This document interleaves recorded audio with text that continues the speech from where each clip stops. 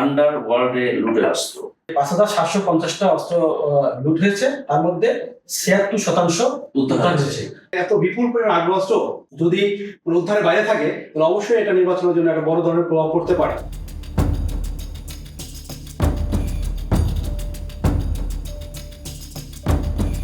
দৈনিক আমাদের সময়ের নিয়মিত আয়োজন হার্ড নিউজ অনুষ্ঠানে আমি আপনাদের সঙ্গে আছি মঈন বকুল। আর আজকে আমাদের নিউজ রুমে উপস্থিত হয়েছেন দৈনিক আমাদের সময়ের ক্রাইম বিটের প্রধান প্রতিবেদক শাহজাহান আকন্দ শুভ।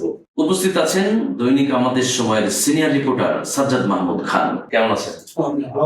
জি, দুইজনকে স্বাগত জানাচ্ছি আমাদের নিউজ রুমে। আজকে শাহজাহান আকন্দ শুভ ভাই, আপনার দিয়ে শুরু করি। আজকে আমাদের একটি গুরুত্বপূর্ণ লিড নিউজ রয়েছে, সেটা হচ্ছে যে আন্ডারওয়ার্ল্ডে লুটের অস্ত্র।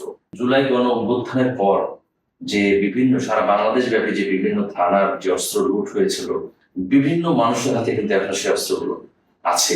লুটের অস্ত্রগুলো কাদের হাতে এবং কারা এটা নিয়ন্ত্রণ করছে, আপনার কি মনে হয়? জুলাই গণ অভ্যুত্থানের পর পুলিশের পক্ষ থেকে একটা পরিসংখ্যান দেওয়া হয়, সারা দেশ থেকে তাদের থানা, ফাঁড়ি এবং বিভিন্ন স্থাপনা থেকে বিভিন্ন টাইপের অস্ত্র লুট হয়েছে।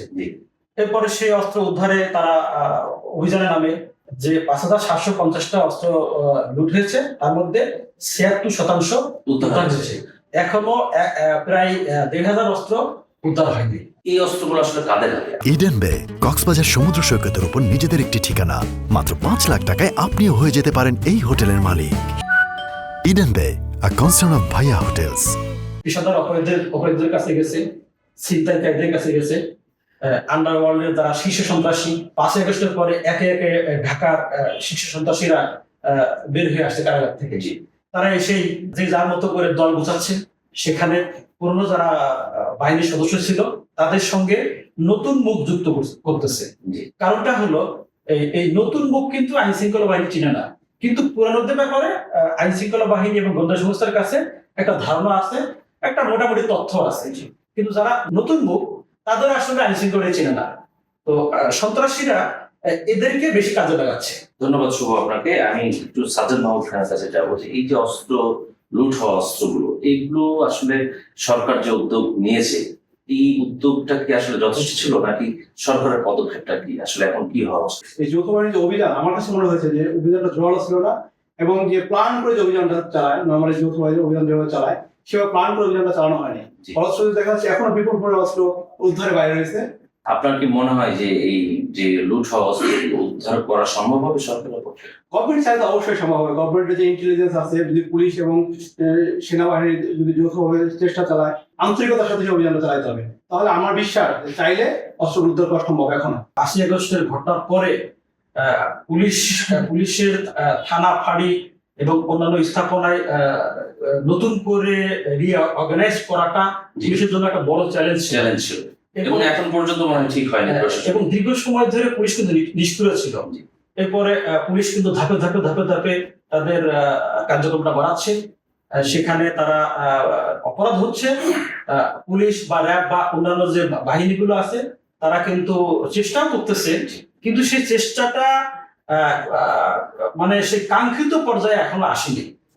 তাদের যে চেষ্টার ফলটা, এটা আমরা যারা জনগণ, আমরা যারা নগরবাসী, আমরা যারা দেশবাসী, আমরা কিন্তু কাঙ্ক্ষিত সুফলটা এখনো পাইনি।